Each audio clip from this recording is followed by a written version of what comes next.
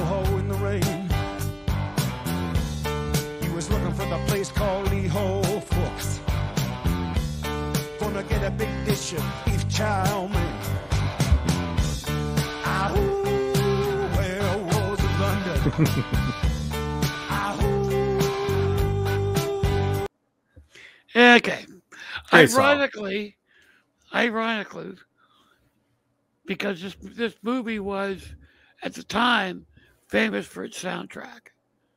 Because hardly any movies used contemporary music.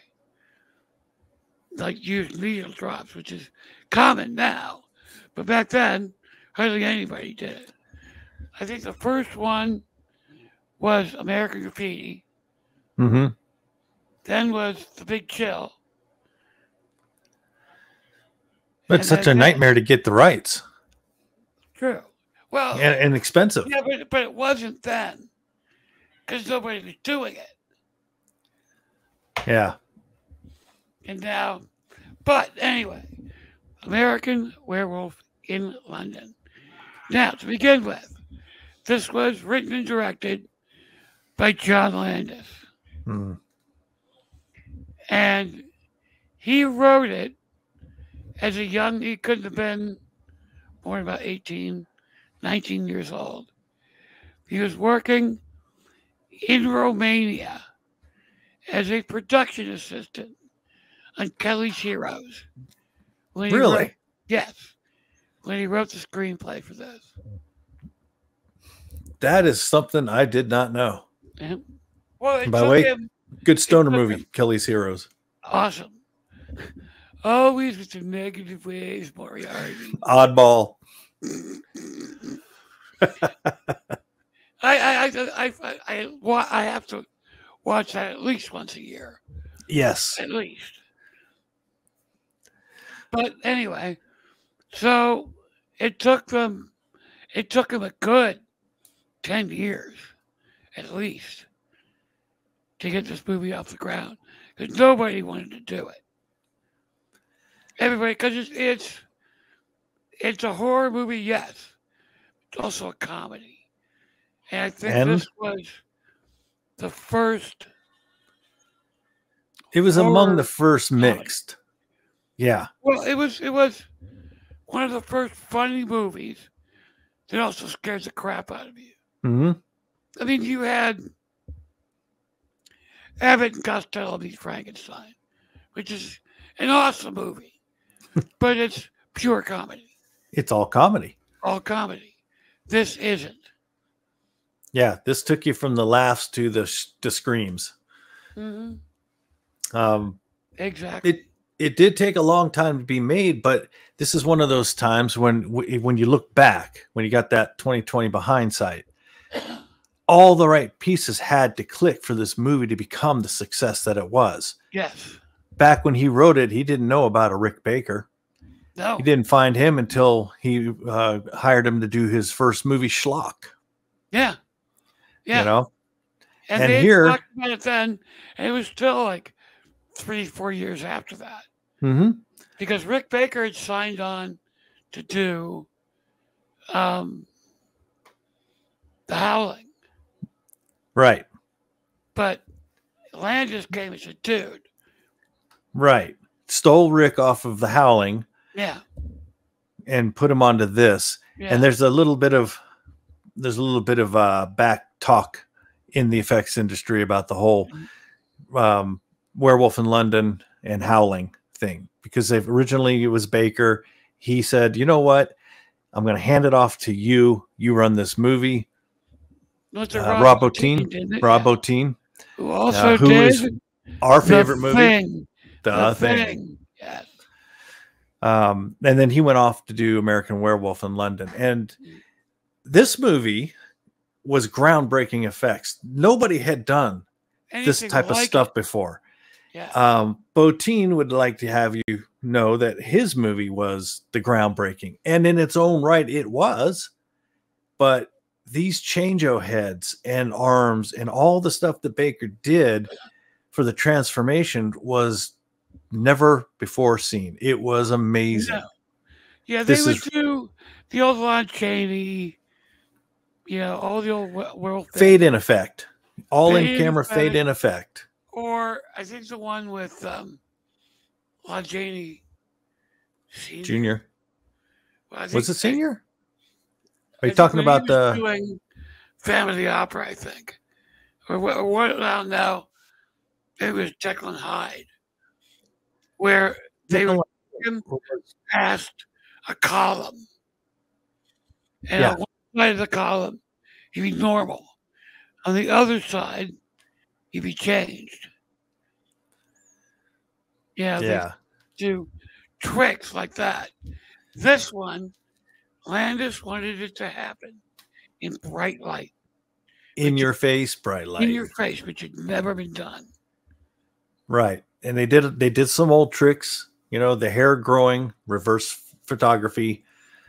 But every progression of the wolf was either a big prosthetic or Yes. what they called the change-o head, where they could, push a stick and the snout would elongate, the hands and arms would change. That was amazing shit. Oh, it was.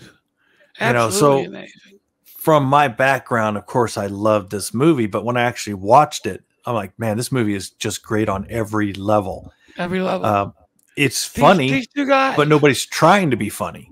Yeah, these two guys, who are, I can't remember. Jack and David are their character names. Right, Jack and David are the character. David names. being in the red. And Jack, they're, on a hiking trip, backpacking trip through England. Mm-hmm. They end up in the middle of nowhere on the moors. At the slaughtered lamb. They walk into the slaughtered lamb and piss off the locals and are just giving one piece of advice. Stay on the road. Stay on the road. Don't enter the moors. And being stupid Americans, they enter the moors. Yes. But that gets us into the story. Yes. And Jack literally, I read an interesting article. This actor was always so pissed off because he felt that he was not in the movie enough, or his character wasn't prominent enough. And after the movie comes out, he steals the fucking movie, damn near, because his stages of rot, coming back as a ghost to help his friend, it was just that alone for me was just amazing makeup work on Baker's amazing behalf. Makeup work, and hilarious. Yeah. Hilarious. Yeah, I mean, just simple scenes like he's sitting in a chair in David's girlfriend's loft and picks up a little Mickey Mouse, and McNaughton is just like, "Don't touch that." And he's like, "Come on, Jack." I know. Well, there's his girlfriend, Jenny Aguirre. Jenny. I love this woman. Oh my God, she's gorgeous. She was also in one of the most iconic 70s movies at the time, Logan's Run. I saw her as a young actress in Walkabout, which was a pretty powerful movie. It's a drama, though. Mm-hmm. Yep. But Jenny's been in a lot of films, and I always thought she was like the hottest woman on the planet. Still is. Oh yeah, the shower scene. And the music that goes along with it. It's a shower scene with a hot woman, naked, making love to,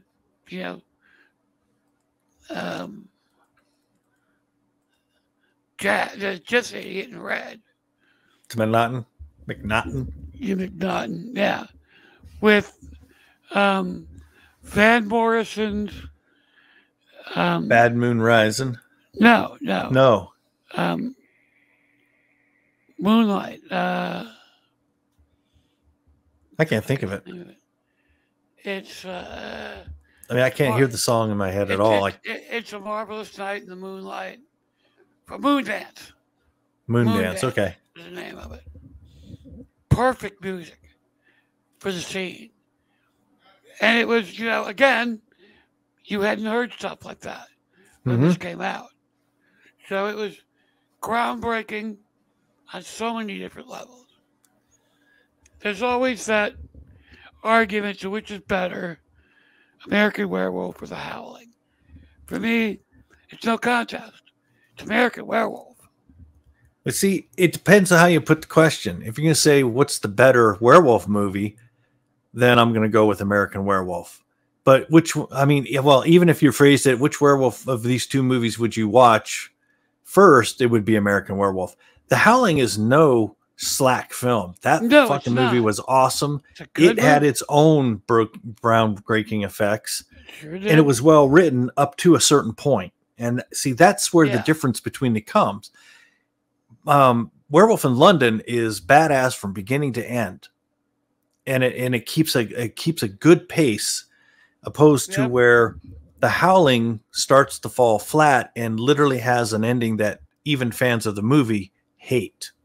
Yeah. And poor Dee Wallace had no choice in doing it, but nobody wants to see a pretty werewolf on TV. No. And it was such an obvious, ham-handed, we're going to do a sequel. Yeah. And it was, Yeah, see, and you could see that in the first Howling. I could tell when I went to the theaters and saw it in Flagstaff, Arizona. I even knew there's going to be another one. When this movie ended, I'm like, yep, this story's done. And that's the way it should be for American Werewolf in London. And then even though they did American Werewolf in Paris, which I don't consider it a sequel. It sucked. It did. Well, you don't have the key players. No. I don't even think Landis was involved. No. I'm sure he collected money for it, but he probably collected some monies for the rights of the title. Yep. Or at least part of the title. But he doesn't have association with it. The effects crew doesn't. So it was a movie destined to fail.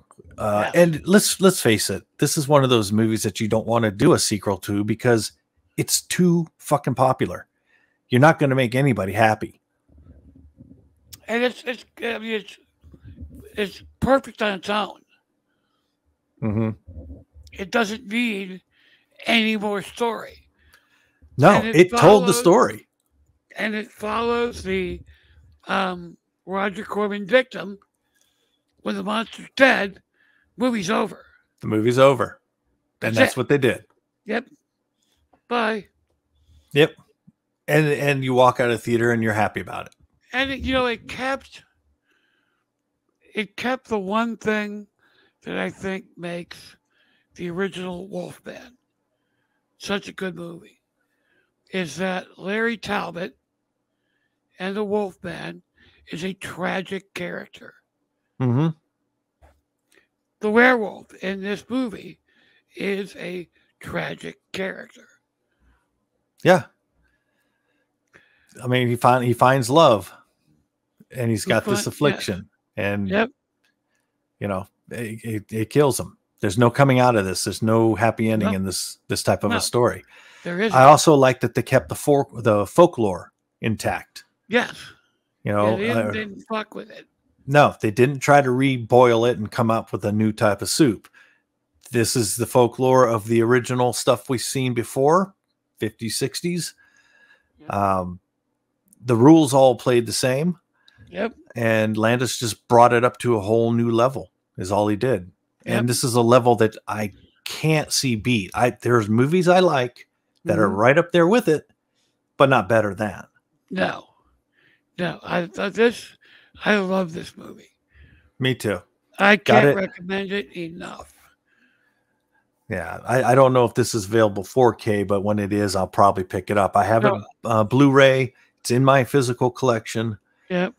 And I keep the physical collection to a certain number, which is ungodly and unhealthy. But there are a lot of movies that come out that I like that I'll just keep in digital, not in physical. But this is there. It's like the star of that shelf. Yes. Yeah, exactly. And Landis did write it, gave us a better perspective of the guy who's turning into a wolf and what he's going through. I mean, up to being introduced to his latest victims from Jack. Yeah. Well, there's there's a perfect line in it. He's just gone through his first night of transformation. And he's come out the other side. And he's freaking out. He's freaking out. And Jenny Aguche says, calm down. And he goes, calm down? I'm a fucking werewolf. Perfect line. Yeah. It's full of perfect lines, this movie.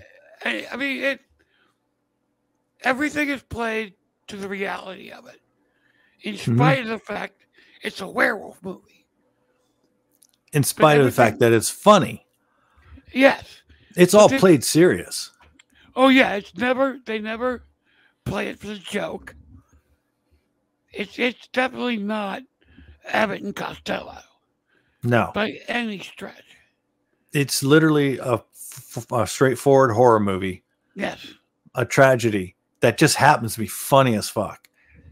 And that's where the writing is ingenious. I mean, if you're going to have your werewolf meet his victims, why not do it in a porn movie house, watching a porno movie? Oh, yeah. It just adds to the absurdity of everything. Well, now, maybe this is a kind of side effect of both of us having been in the military. Because the military teaches you gallows humor. It's a prerequisite. It absolutely does. Well, you don't survive without it. It doesn't matter what branch of the uniform of the military you're in. You get involved in some fucked up shit. You do. You do some crazy shit. Yeah. So how do you respond to that? Psychologically and emotionally. You make fun of it. You make fun of it. It's the best way. It's the only way. The worst. And it keeps you sane. Yeah, I mean, how many big storms were you in? I was in one majorly huge one that scared the fuck out of me. Oh, yes. A few smaller ones. Yeah, but one really big one. Yeah, unless you're on an aircraft carrier, any storm is terrifying out in the middle of the ocean. I was on a 180-foot bucket of rust. You had it worse than me, then I think. That got pounded so hard, we started taking on water. Damn. We were actually at make preparations to abandon ship. That's even scarier. Yeah, well, last thing you want to be on is a little rubber raft in that. If we actually had to abandon ship, none of us would have lived. None of us. And this fucking thing lasted 4 days. 4 days. And you could, I mean, imagine the meanest roller coaster you can possibly think of. Multiply it by 10. Give it the ability to kill you at any moment without warning. And wrap your head around the idea that the nearest safe port of call is 1,000 miles away. Yeah, it's terrifying. There is absolutely nothing you can do about it. You're either going to live or you're going to die. Right. There is no third option. One of those things is going to happen. And for me, the prospect of being stuck in the compartment below decks that I was in and going to the bottom of the ocean was terrifying. I mean, even if I drowned above the water, at least I'm dead by the time I get down to the bottom. I would live quite a while in that space, unless the space flooded, of course. Yeah. But yeah, just the thought of being a dead body at the bottom of a large ocean, that's terrifying to me. Yet I was a sailor. Well, you know, I was up on the bridge for most of it. So I could see the storm. I could see the waves. I could see what we were getting the shit kicked out of us by. And there's something about seeing the ocean crash over the front of the ship and hit the God. bridge. That's Yes. I got to see that as well, but I spent most of that storm as non-essential, trying to stay in my rack in the berthing area. Well, we didn't have any choice. Half the crew couldn't, captain included, couldn't even get out of bed. That's how bad it was. Yeah. I barely managed it. The first 24, 36 hours were fucking horrible. But I finally got used to it. And you get to a point where you can either give in to the fear or you can enjoy it. Well, you don't have a choice. You don't have a choice. So, I mean, it was, after a while, I started to enjoy it. I started to have fun with it. Because, what the fuck? What else can you do? I'm pretty sure at a point I just fell asleep. And that's, well, I couldn't. Shit, I slept right at the bottom of the ladder that went up to the galley. Oh, geez. And every hour or so, every pot in the galley would come loose. So, yeah, there was no sleeping for 4 days. And there was no food because they couldn't cook. No, not safely. I lived on a Lipton cup of soup and soda crackers for 4 days. And then, to give you an idea of just how sick military mindset is, the first hot meal they served to us after 4 days of everybody being seasick, chili dogs. I'm not shitting you. Chili dogs. Those sick bastards. Boy. If they were like the Navy chili dogs, then you were in the bathroom for the next 2 days, blowing them out. Oh, man. But then, but none of which brings us to our next movie, Dog Soldiers. And this is a movie I put right up there with Werewolf of London. It was unique. Yes. It was a well-done story. Again, it had parts that I found funny as fuck, but it was not being played funny at all. It was played serious. Yeah, I mean, it's military again. Mm-hmm. These guys are out on a special ops training mission in the woods somewhere. I think in Romania or somewhere. And I'm not sure where they were, but I'm not either. And they meet this woman, and they discover a bunch of dead bodies. And the sergeant in charge, which is the guy on the left, holding the gun. That's Sean Pertwee. Not to be confused Seen him with and John Pertwee, his father, the Doctor. Third Doctor Who. But yeah, Sean Pertwee. He has been in a lot of good movies, Sean Pertwee. A lot of good movies. Yep. Always plays the tough guy. Look at that werewolf. I know. Tell me that is not a well done fucking suit. Man. And I like this werewolf better than the one in American Werewolf. So do I. And I got to see this on display at the San Diego Comic-Con one year. Oh, no shit. Oh, yeah. It is just as beautiful in real life as it is on the film. It was an amazing suit. And they're frightening and they're vicious. And they're smart. Yes. Yeah, these aren't dumb werewolves. These things, they have all the intelligence of the humans plus some. Yeah.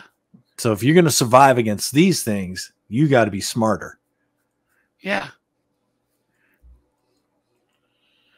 Exactly. So this chick, they end up hiding at this woman's house, which might seem like a good idea but not so much. Well, no, but they're being chased by these. Well, at the time, they didn't quite know what they were being chased by. They just knew that some of their guys have been completely ripped to shreds. Right. You know, so you're going to find the first safe haven you can that's defensible. And that was this chick's house. Yeah. And, you know, the funny thing is the first time I saw this movie, you know, of course the chick's hot, but she just seemed so off to me. She did. I mean, she was there, she was terrified, but she was still a little aloof. Yeah. Which feeds into perfect the ending. And you're all like, nah, I should have saw that coming. Yeah. Yeah, this was another one. It's a bloodbath. It's a lot of smart werewolves doing really smart things to get the food. Yeah, I mean, granted, this was 20 or 30 years, 20-something years after American Werewolf. So the effects were better. The gore effects were definitely better. They were, but I'm not sure it's from the amount of time between films. I think it was just the talent behind the effect. Well, yeah, you know, it's the old it's the old saying, what was it? If I have seen farther, it's because I stood on the shoulders of giants. True. And that's they built on what had come before them to make this movie. And see, the 80s opened up this for makeup effects. This is when makeup effects guys were superstars. They were like rock stars. And it all started with one guy who did amazing work on some big films that his attitude was, I'm going to show people how this is done. I'm going to teach other people interested. Lon Chaney was a master at this stuff for his day, but he was secretive. Right. He didn't want anybody to know how he did it. Right. And I get that mentality. And then the guys who did the original Frankenstein makeup, the monster makeup, Pierce. the original Wolfman, I think it was both guys. Pierce did the most of the Universal monsters, I think. Yeah. Which is a tragic story because he did some of the most iconic makeup even to this day and yet died poor and unknown. Yeah, exactly. You know, but that's not an unusual story. There are a lot of people that have worked in the makeup effects field that you don't even know their name. You know the bigger name, you know. Very few people know who John Chambers is. He's the one that did the prosthetics for Planet of the Apes and all the other ape stuff. That was amazing. And John Chambers is the one that perfected the hot foam latex and the procedures to do it by that Dick Smith later used or wound up using on his films like The Exorcist and fucking Godfather. You know? So, I mean, there's a lot of unsung heroes in that mix. And then you had purists like Tom Savini. Tom Savini had his own thing. He had been a combat photographer in Vietnam. And his rule of thumb was that if the gore effects didn't look like the shit he'd seen in Vietnam, then it wasn't good enough. Right. And he was also the one that took, I hate to say magic into concern, but he's the one that brought in what magicians do to hide things and film it from a certain angle and it looks real. Yeah. You know, Savini is a master at that stuff. He always will be. And thankfully, still around today. Yep. Dick Smith is not, but he is considered the godfather of makeup effects. Rick Baker comes directly from Dick Smith, and it just trickles down. Baker brought in Rob Bottin, a handful of other people that all went on to be big makeup effects artists. And then you got the K&B guys that came together and dominated, basically. And the Winter Workshop guys. And yep, it just grew and grew. Dog Soldier spawns of that sharing of knowledge. This is a foreign film.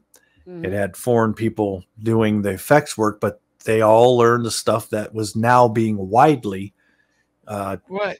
told and distributed. And with the birth of the internet, more accessible. Hell, I go on to Facebook and I see all kinds of things on my feed where there's somebody just doing straight makeup and a little bit of putty effects on their face, and it looks amazing. I know. You know, so Yeah. it went from, you know, what I worked through to now anybody can do it. So it's a great thing.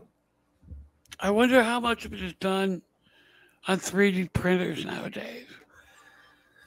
Don't know. I've been out of the industry for a very long time. I walked out in 2007. So at that time, silicone for appliances was still a thought and something that everybody was trying to work on to make a reality. Now it's common day. Foam latex I hardly ever see anymore, which was the standard when I was doing it.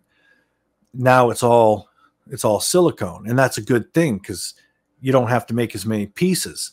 You cut down on production. Pieces are reusable once you clean them up. Foam latex, yeah, you could to a certain extent extend it for maybe another application or two. That was done. Your edges were gone. No amount of putty in the world was going to hide it. Right. So, you know, much like the dental veneers, if you got dental veneers for one character, you make 52 of the damn things because you're going to be breaking all day long. Yeah. You've got to have another set ready. Same with prosthetics. God knows how many Spock ears were created. There was probably just one big room dedicated to making Spock ears. Yeah.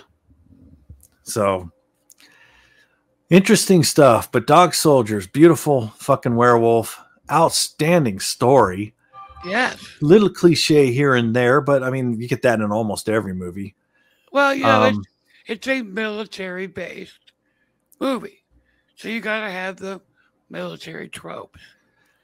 Yeah. Otherwise, it doesn't ring true.